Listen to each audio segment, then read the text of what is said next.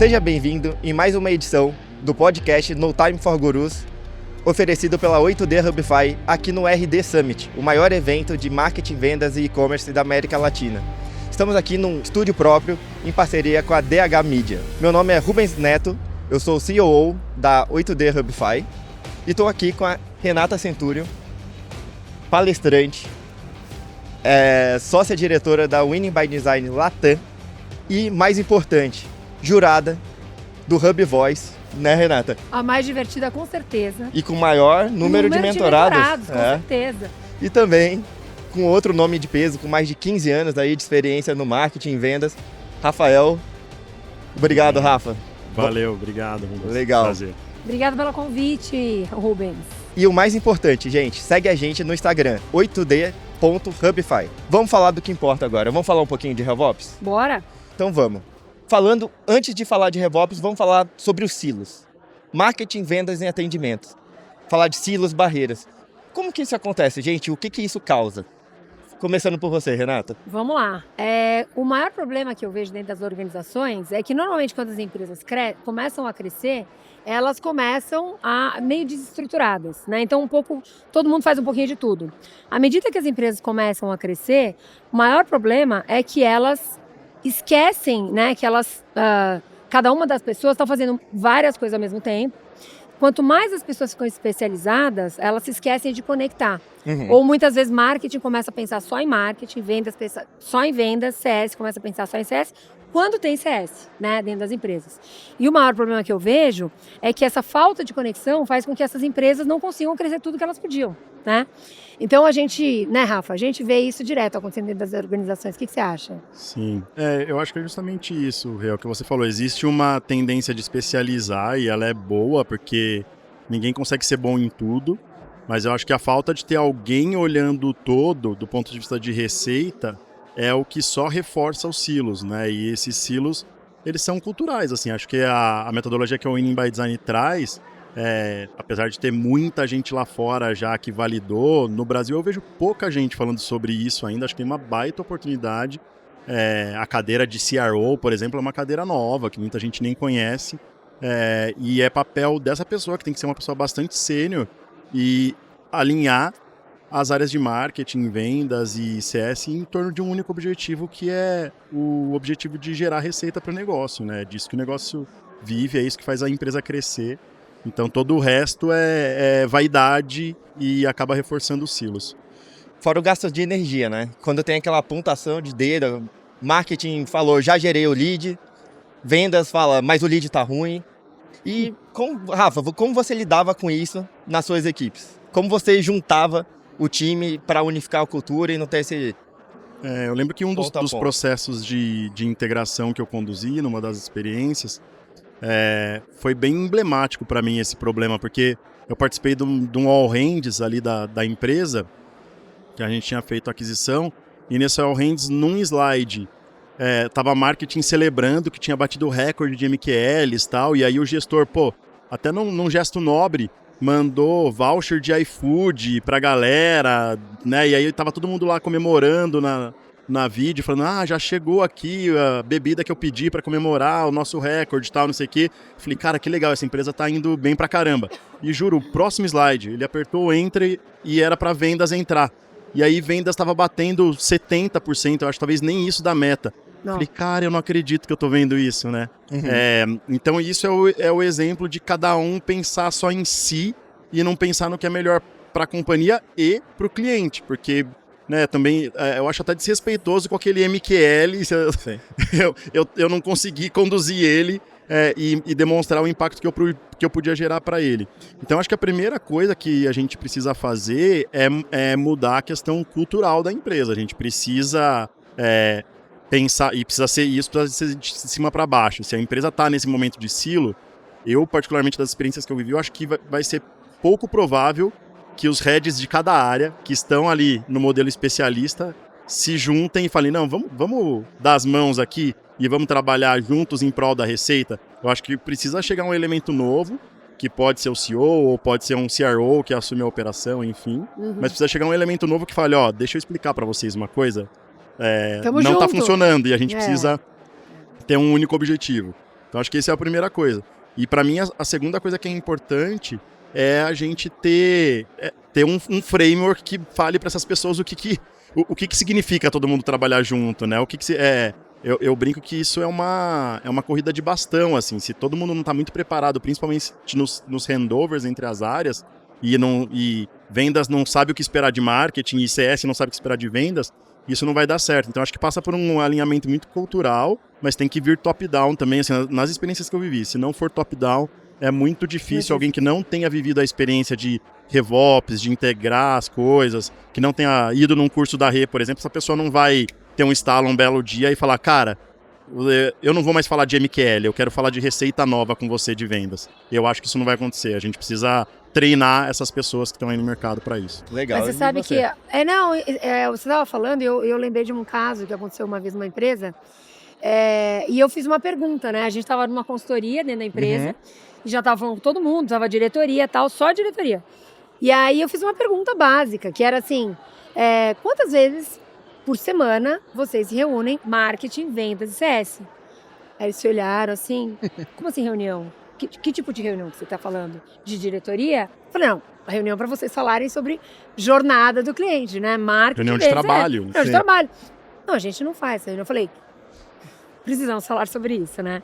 Esse é um grande problema que eu vejo. As áreas são ciladas, vamos falar a verdade. Muito ego envolvido, sim, né? Sim. E quanto mais ego, eu acho que cabe à diretoria, o CEO, né, a CEO, a ser a pessoa a falar assim, não, gente, não cabe o ego aqui, nós temos que trabalhar juntos por um bem maior que é pensar no cliente. Enquanto a pessoa não tiver esse tipo de atitude, isso vai continuar acontecendo, né? Assim, a gente não adianta você ir bem, o Rafa ir bem e eu ir mal. Vocês dois vão mal por causa disso. Sim. Né? Então a gente precisa trabalhar juntos pelo bem maior que é o cliente. Essa questão do ego, ela é muito importante ser salientada. Eu lembro de um caso que um gerente de marketing fez um cliente oculto, ele mesmo, mas não era para melhorar o processo. Era para provar que tinha um problema ali em vendas.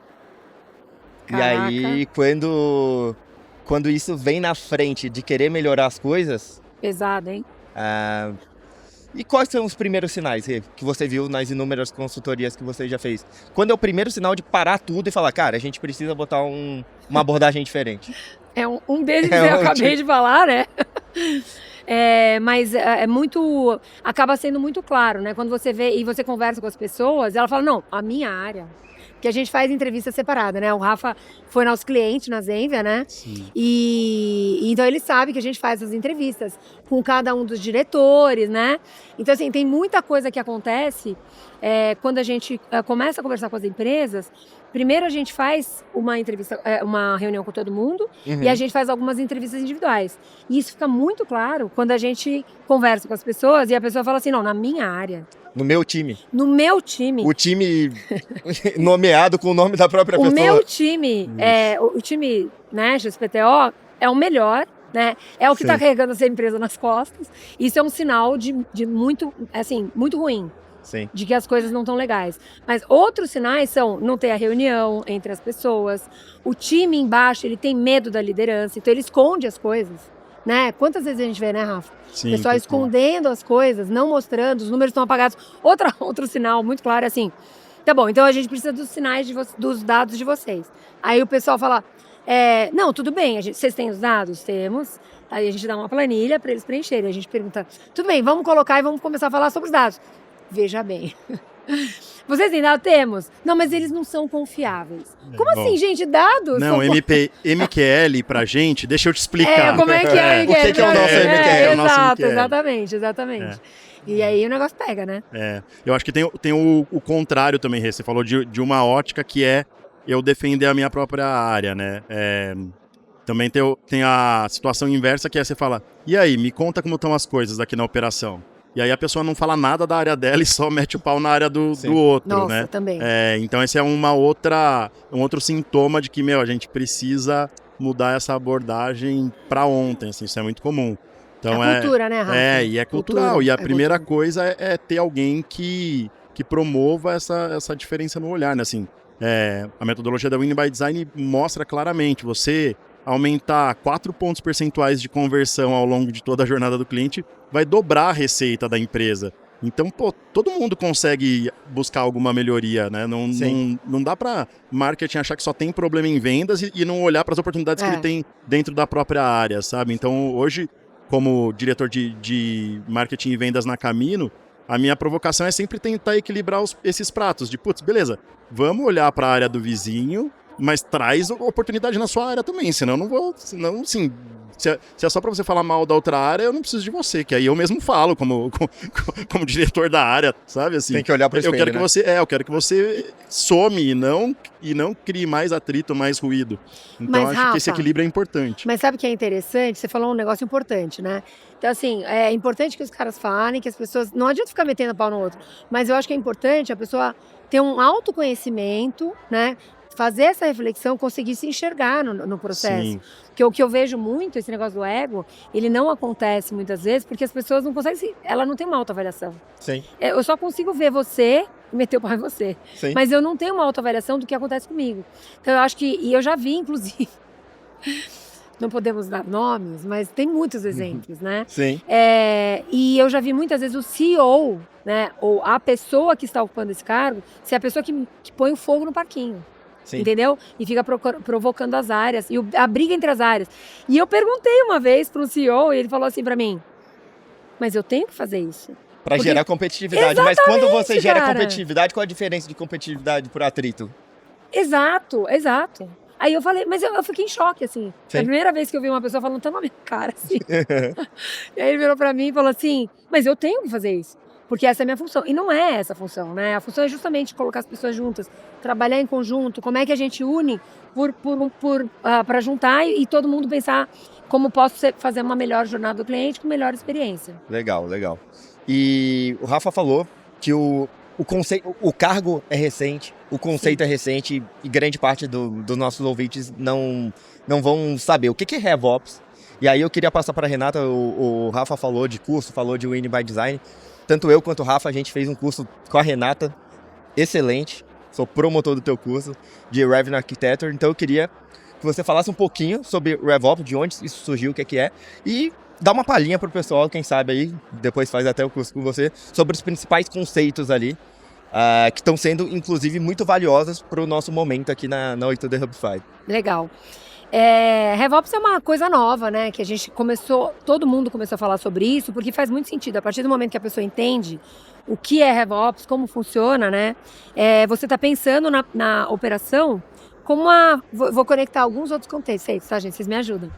Alguns outros conceitos como fábrica de receita. Como é que você pensa na sua empresa como uma fábrica de receita? Como é que eu olho para a minha operação e penso em várias linhas de produção? Se eu separar e fizer por jornada dos clientes, vocês viram isso no curso? Eu consigo falar sobre a jornada de SMB, eu consigo separar o joio do trigo, que muitas vezes o pessoal mistura tudo, isso a gente vê pra caramba. Então, se eu misturo atendimento, vendas, marketing, CS, com SMB, grandes empresas, né, PLG, se eu misturo tudo isso no meio do mesmo balaio, eu confundo as operações, é muito diferente. E eu posso perder muito dinheiro ou deixar de ganhar muito dinheiro e perder cliente. Perfeito. Então o RevOps, na verdade, ele organiza isso em torno de dados, que são fundamentais. Se a gente não tem dados, a gente não está sabendo se a gente está indo bem, se a gente está indo mal, né? E quanto menos dados a gente tem, pior é isso nas empresas. E é muito interessante que eu vejo, quando a gente fala sobre dados, as empresas têm muito medo da matemática. Você botou o número, o cara, meu Deus do céu, e agora? Complexo. Como é que eu faço, né? Complexo. Tudo bem, você não precisa saber de tudo. Como é que eu faço para trazer alguém para o meu time que possa olhar para dados se eu não sei fazer isso? E tudo bem. Mas eu preciso olhar para os dados da maneira certa, né? E aí, para quem não conhece o conceito, se você olhar para uma ampulheta, imagina uma ampulheta deitada, gente. Essa ampulheta do lado esquerdo eu tenho a parte de aquisição, e do lado direito eu tenho a parte de retenção e expansão. Então, eu primeiro tenho, principalmente, né, todas as áreas estão em toda a ampulheta, mas do lado esquerdo eu tenho a parte de aquisição, com principalmente marketing e vendas. Uhum. Do lado direito eu tenho principalmente a parte de CS, né? E uma coisa assim que as pessoas deixam muito de lado, depois de fazer a ativação desse cliente e fazer o onboarding dele, inclusive o meu querido Rubens fez muito bem o onboarding nosso da Winning by Design dentro da 8D Hubify. Muito obrigado. Eu adoro falar sobre isso, porque as pessoas de CS, as pessoas parece que elas nasceram para CS, né? A pessoa que faz o relacionamento, que onboarda, você que se preocupa em te ativar da forma correta, fazendo perguntas, se importando pelo cliente, né? Não é só função de CS, obviamente, mas relacionamento, as pessoas de relacionamento, elas fazem muito bem isso, porque elas genuinamente se importam com o cliente. É isso. Quando eu faço isso do jeito certo, eu consigo impactar o cliente de forma que ele continue comigo por muito tempo. É só isso. Exatamente. Né? É só isso. Como é que eu me relaciono bem com as pessoas para que elas se sintam acolhidas e possam continuar com a gente? O processo playbook, ele é muito importante. Só que se você não direciona isso para o contexto daquela pessoa, levando em conta traumas que teve com outros fornecedores, problemas passados, você não consegue ter um processo fluido e ter sucesso ali. Traumas, o plano de sucesso tem que ser super personalizado, né? O mais personalizado possível, de acordo com a fabriquinha que você montou ali. Né? E aí, até conectando algumas coisas aqui que a Rê falou, e eu fiquei aqui, né, com a cabeça a 1000 por hora, ela falou sobre autoconhecimento. Sim. Aí eu sou um pouco mais radical com ela, até usando o que ela me ensinou. Autoconhecimento, bom senso, essas coisas são muito subjetivas. Perfeito. Se você tem um modelo de dados estruturado, que ela falou da importância dos dados, se você tem um modelo de dados estruturados, você vai ver ali pelo número onde você pode mexer e que todo mundo tem oportunidade. Dá para distribuir trabalho para todo mundo, ninguém precisa ficar preocupado. E é aquilo.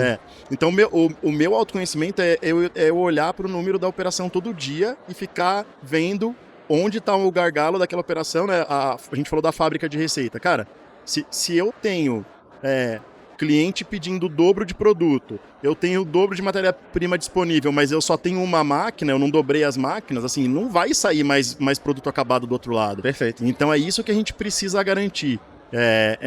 Isso é RevOps para mim, sabe? Assim, é como que eu faço as coisas se encaixarem e eu não ter gargalo e eu vou ajustando os gargalos. Então, todo dia eu tô lá na Camino, falando com o CEO, falando com os outros founders, falando com o meu time de marketing, de vendas, onde está o próximo gargalo que eu preciso destravar. Eu acho que esse é o bom senso que tem que ter, e para isso precisa ter o número, né?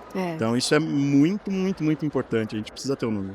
Isso virou a chave tão forte pra gente, que isso mudou até o nosso posicionamento de prestação de serviço. Hoje a gente se posiciona como uma agência de RevOps, porque a gente olha para tudo. Jornada ponto a ponto, para a jornada inteira. Porque antes, o cliente chegava, eu preciso gerar lead.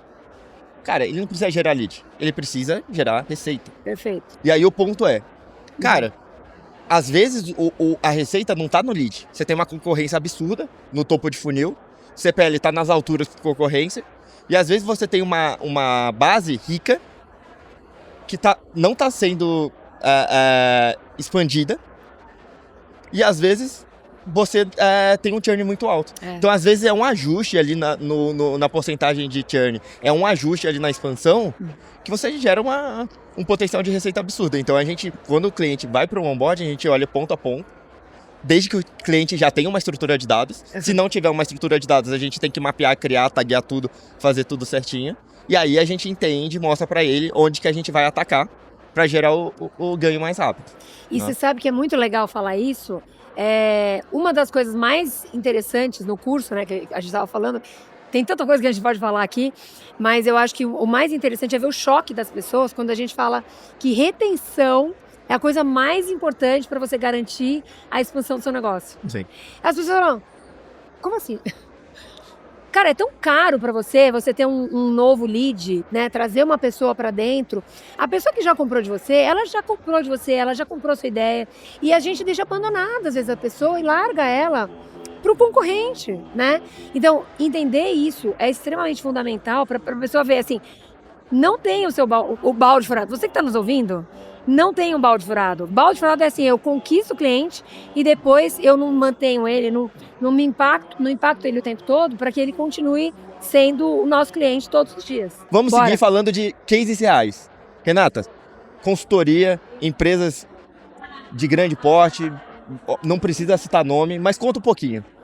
A gente faz consultoria com várias empresas, né, no Brasil e no mundo, e a gente fez algumas delas, um case de sucesso que eu acho que posso, inclusive, falar, a gente já falou várias vezes, eu gravei, inclusive, o CMO Summit com a Érica, legal, que é CRO da RD Station, e a gente estava falando sobre o que foi o case de sucesso da RD, né? Uhum. Foi a primeira vez, a gente faz bastante treinamento, né, o Rafa passou pelo treinamento na Zenvia também, e um dos cases de sucesso, assim, no mundo inteiro, a gente usa esse case de sucesso, que é o da RD Station, que justamente a gente fez a primeira vez um treinamento para toda a equipe junto.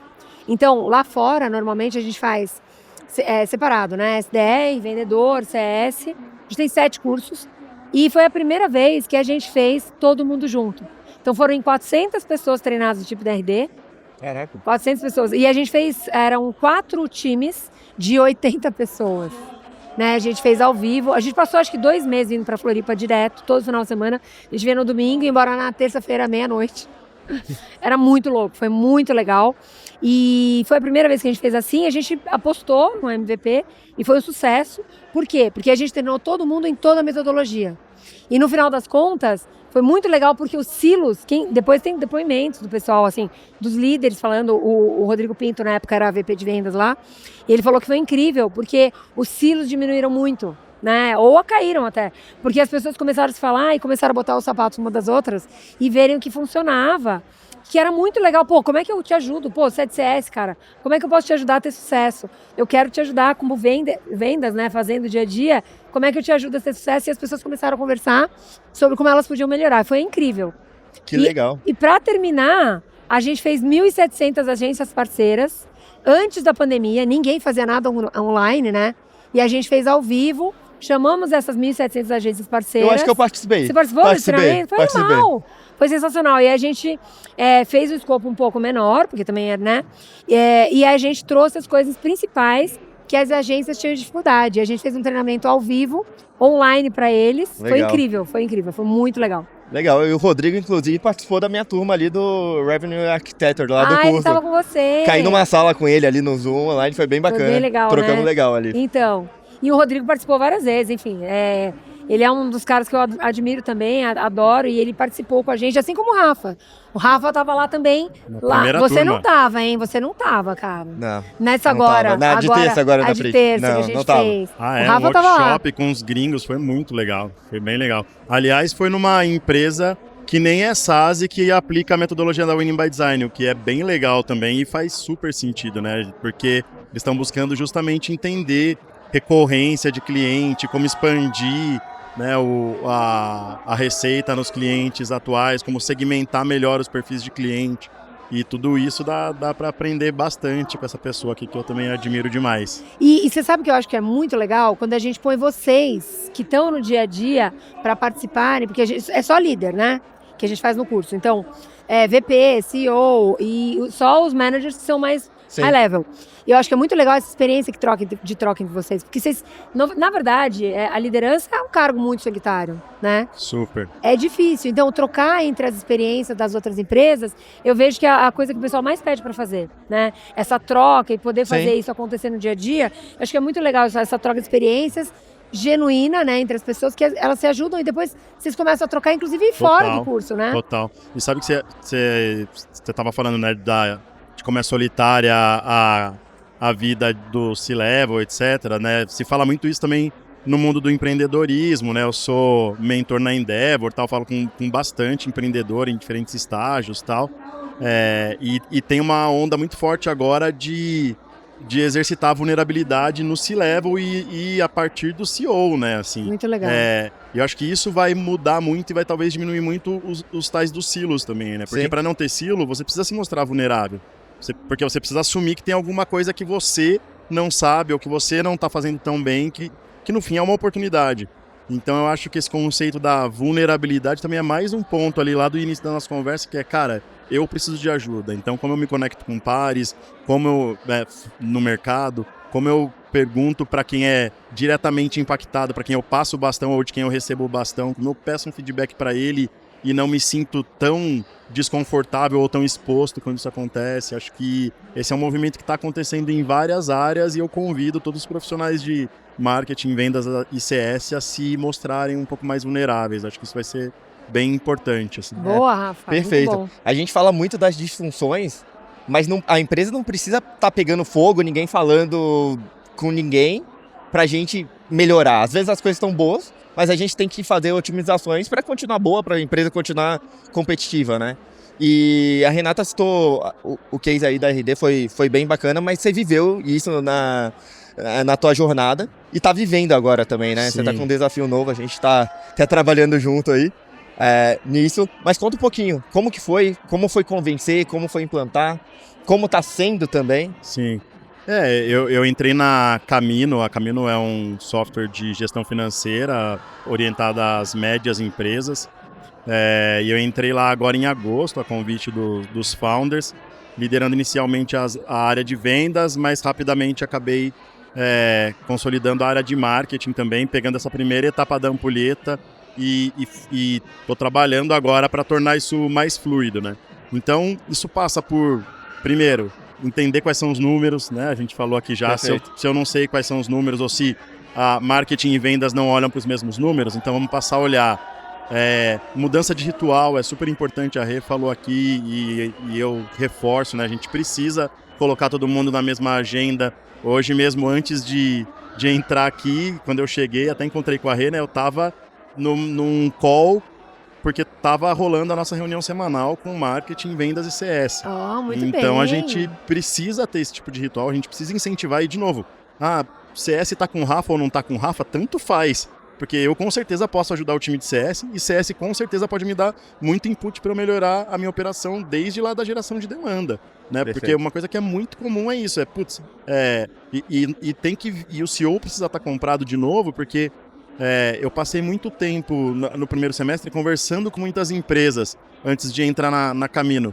E teve empresa que queria que eu fosse trabalhar com eles e eu desisti, porque eu falei, cara, esse cara pensa de forma cilada, ele acha que vendas está voando e que o problema está em CS. Mas em 2 conversas com o time dele eu já percebi que ele tem um problema de CP. Nossa. E que em vendas ele está vendendo para a pessoa errada e aí a pessoa, só depois que assinou lá na emoção, no calor do momento, percebe que aquele produto não era para ela.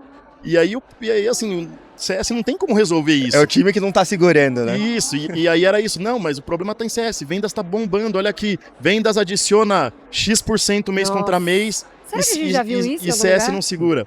Então, assim, eu acho que esse período que eu passei conversando com muito empreendedor, quase como um consultor ali, entendendo, né, qual era o lugar para eu estar, assim, me trouxe muito essa riqueza e eu reforço cada vez mais, assim, se o CEO não está comprado e não olha ao todo, né, assim, o que às vezes pode acontecer o CEO tem uma experiência numa área específica dessas, então, é até natural que ele puxe a sardinha para esse lado, né? Ou o CEO, numa empresa SaaS é muito comum um viés mais de tecnologia, aí é mais difícil ainda, mas se o CEO não entende, então coloquem o CEO de vocês, quem está sentindo esse problema aí, chama o CEO e fala, preciso te apresentar para a Renata. Ou se quiser, liga para mim, eu falo 15 minutos com o seu CEO e ele vai procurar a Renata depois. Que eu acho que isso é importante. Mas você sabe que é muito interessante o que o Rafa está falando. A gente teve muita conversa, né, Rafa? Nesse período você estava conversando no mercado, com conversando com as pessoas. Né? Mas é muito louco, né? Porque você está falando, passou um filme na minha cabeça aqui, eu viajei. E é impressionante, né? Como acho que a liderança principal, o modelo das empresas, ele é muito focado no CEO, no C-Level. O André Siqueira falou um negócio uma vez. Maravilhoso, eu lembro, claro que eu lembro. Você lembra o que ele falou? Claro. Ele falou o seguinte, a vida é muito curta para você trabalhar para CEO ruim, para founder ruim. Cara, maravilhoso. Tem que escrever um livro sobre isso. A frase, né, nem é dele, né? Ele deixou claro, mas é incrível. Eu nunca esqueço dessa frase. Cara, muito, né? E todo dia a gente vê um caso assim, né? Sim. A gente ri, mas é de tristeza. É raro, mas acontece com frequência. Assim, a gente ri de nervoso, porque a verdade é que se você olha para gente que está sofrendo na operação, se o CEO, a pessoa que está ali no C-Level, não tem essa cabeça de olhar para a operação como um todo, como uma jornada, todo mundo está sofrendo. Sim. Né? E eu também falo, eu acredito nisso, eu também já trabalhei para CEO ruim. E o problema é que a gente está trocando tempo da nossa vida por dinheiro. Cara, vai embora. Ó, você que está nos ouvindo, se você trabalhando numa empresa assim, vai embora, cara. Você não tem que trabalhar com uma coisa que você não gosta. Não é verdade? Você não gosta, você não acredita. Mas eu preciso de dinheiro. Tudo bem, você precisa de dinheiro. Então, busca um lugar onde você pode trabalhar que você acredita naquele propósito, você acredita naquele produto, que você vai vender muito mais. Você tá vendendo o teu tempo Algo De que você não vida. pode comprar. Exato. Tempo não se compra, no Exato. fim das contas. Então você tá vendendo algo e... Vendendo a sua alma. Tá, cara, não dá, entendeu? É isso. Fomos longe aqui, Vamos era pra não, falar de devagando aqui, RevOps. Então, estamos devagando aqui, mas é Boa. isso aí. Mas só retomando, uma coisa que ficou na minha cabeça, a gente falando, CS tem que segurar. Eu acho que se o CS tiver que segurar alguma coisa, Tem tem que algo segurar, errado. cara. Segurar o quê? Segurar CS tem que nada. entregar sucesso. É isso. Não tem que segurar impactar. nada. Exatamente. Como é que você impacta se você não vendeu impacto desde o início? Ah, Exatamente. então, não, mas aí é como que você tem que pegar um parafuso redondo e botar num buraco quadrado. Não vai nunca dar certo. É isso aí. E eu escuto isso, tá? Bastante dentro das operações. Eu fico triste quando eu escuto isso. Não, mas CS não tá dando conta do recado. Oi? Como assim CS não tá dando conta do recado? Você vendeu errado, cara. Outra coisa, eu fico revoltada. Gente, agora abre uma discussão aqui. Agora vai. Agora vai. O meu problema é quando eu escuto assim, ó. O cara, pra vender, ele teve que dar bastante desconto. Aí ele deu desconto, aí foi. E aí quem tem que segurar? Ah, CS que não segura. Ah, Exato. desculpa, você tá fazendo tudo errado. E você quer descontar no pessoal de CS? Não, pra mim não dá, gente. Pra mim não dá. E acho que no Brasil, CS, né? Você fala de marketing e vendas, são disciplinas muito mais maduras do que CS. Perfeito. Então, aqui tem 2 pontos. Primeiro, CS com certeza tem muito que melhorar como disciplina no Brasil, tem muita oportunidade. Não, começa aqui. O que é CS? Responde. Isso. Não, CS é você entregar o valor que você prometeu para o Não, vamos cliente na perguntar venda. pra ele. O que é CS? É gerar o valor. Como você gera valor? Entregando o que o cliente precisa. E o... Não o que ele acha que ele precisa. Perfeito. Tá? Agora, não vamos entrevistar o Rubens. Ele é CS. Ele não fala com ele. Ô, Rubens, vamos falar a verdade. CS tem que ser um time ativo, proativo ou passivo? Ativo. Passivo é suporte. Exatamente. Você acredita, Rafa, que eu chego nas empresas e o cara vira pra mim e fala assim, cara, eu tenho um time de CS. E aí eu olho e falo assim, esse cara não tem esse time de CS. Se for um time de atendimento, é muito. Aí eu falo assim, mas peraí, é atendimento ou é CS? Não, é CS. Aí eu falo assim, o que eles fazem? A pergunta é só essa, o que eles fazem? Não, toda vez que dá um pepino, quem atende Estão é lá, CS. é. Estão lá, né? Eles fazem É o negócio insucesso, acontecer. né? Pô, como Apagam assim? fogo. Apaga É fogo. bombeiro? Não, cara, é filha picada. É inacreditável. o cara que cuida da frustração, não do sucesso, Ai, né? nossa, eu fico desesperada. Não, toda vez que dá uma bucha e alguém tá nervoso, eu boto pra conversar com o CS. Não, gente, tá tudo errado. Faz parte do trabalho também, mas se isso daí é o principal, tem algo. A empresa tá doente, talvez. Sim, mas eu acho que até o que faz Eu vou parte levar do você pra trabalho... conversar com eles, tá? Mas eu acho que o que faz parte do trabalho do CS não é apagar incêndio, é gerenciar a expectativa, Sim. né? Perfeito. Então assim, eu vou te entregar o impacto que a gente percebeu que a gente podia te entregar desde lá do processo de qualificação, né? E que a gente vendeu para você. Eu vou te entregar. E esses são os passos, né? Então o plano de sucesso, ele diz muito sobre gerenciar a expectativa e cumprir o combinado. São 2 coisas que são básicas, né? Mas que nem sempre acontecem. Ai, meu Deus. E aí, a gente tá falando de marketing, venda CS, e a gente fala Deixa eu beber um de pouquinho. modelos de... Boa. Tô A tenso gente agora. fala de modelos de go-to-market. Se a gente fala de um modelo de go-to-market, por exemplo, de PLG, cara, essa conversa tem que, assim, em todos os modelos, mas em PLG, produtos às vezes está definindo a estratégia de go-to-market sem falar com CS. E aí produtos acham que tá voando e CS tá falando, meu Deus do céu, eu não sei nem o que tá acontecendo lá, eu não sei nem o que a gente tá fazendo. Vocês lançaram uma feature e não falaram comigo. O cliente que tá me avisando. Ai, que tristeza, Então, cara. Ou quer atender de uma forma totalmente inadequada para aquele tipo de ticket. Exatamente. Às vezes, num ticket pequeno, faz sentido você atender só por e-mail. É. Mas se você tem um ticket muito alto, cara, você vai precisar ter algo síncrono. Você vai precisar ter uma reunião, às vezes, por dia. Porque, às vezes, o escopo não roda, se você não fizer assim. Exatamente. Nossa, você tá falando, tá botando muitos filmes na minha cabeça, cara. A gente Muitos vai filmes entregar na a cabeça. idade aqui, Renato. A gente tem bastante experiência já, né? E falando em cabeça, deve estar passando muitas dúvidas na cabeça do pessoal de casa. E já caminhando aqui pro final, pessoal, falando pra galera de casa. Por onde começar? Quais são os primeiros passos? Eu sei que não existe receita de bolo, tá? É. Mas ele vai olhar primeiro pra dentro de casa, ele já vai querer contratar alguma ferramenta. Ah, não, para. Tem gente assim. Eu sei. Eu conversei com várias aqui na feira. Nossa. Que... Então, esse é um pepino, assim, mais uma treta, né? 5 minutos, meu Deus. Você me joga essa treta com 5 minutos pra gente terminar. Vambora. É o seguinte... O dando a 7 pra gente. O negócio é o seguinte, qual é o problema, né? Primeiro, outra coisa que o pessoal fala muito é de benchmark. Benchmark é ferramenta. Ai, me dá a bala de prata, me dá o benchmark, me dá a ferramenta. Não tem que começar a ferramenta. A gente começa primeiro entendendo... Para mim, a primeira coisa é entender quem é o seu ICP. O que você faz, Perfeito. Atende quem? Qual é a dor que você quer resolver? Essa é a primeira coisa.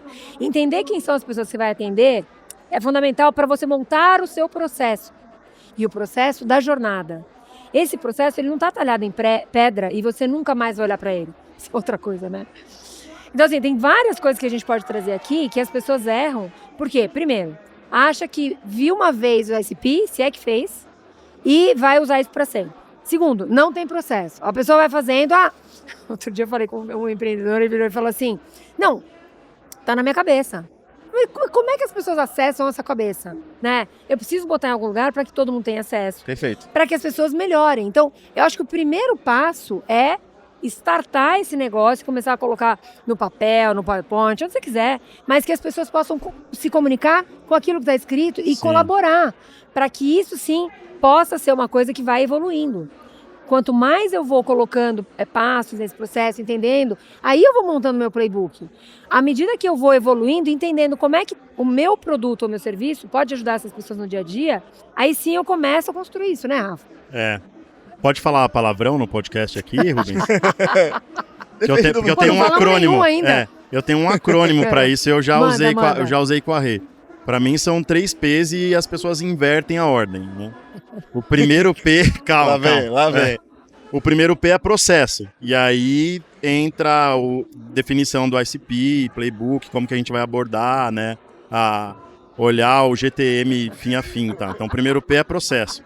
O segundo P é pessoas. Porque se você não tem processo, você não sabe se você está com a pessoa certa para conduzir aquele processo. Então é muito comum no estágio de expansão, né, quando a gente sai de um modelo mais founder-led growth, por exemplo, para um modelo onde a gente precisa ter vendedor e precisa ter geração de demanda por marketing, é muito comum a gente ter muito atrito aqui. Por quê? Porque a gente tenta seguir o processo que o founder fazia ou o que estava na cabeça do founder lá no começo. Então a gente precisa estabilizar a operação com processos que sejam replicáveis.